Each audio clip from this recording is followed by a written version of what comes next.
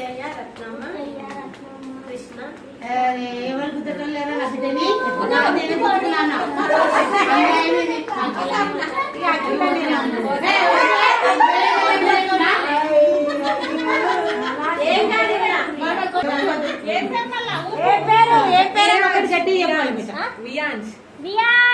గట్టిగా వినబడతలేదు నాకు. ఏంది మళ్ళీ అడుగు.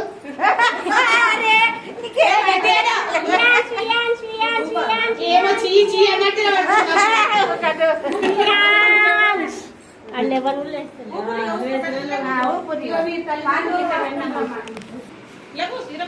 రండి అక్కపోయే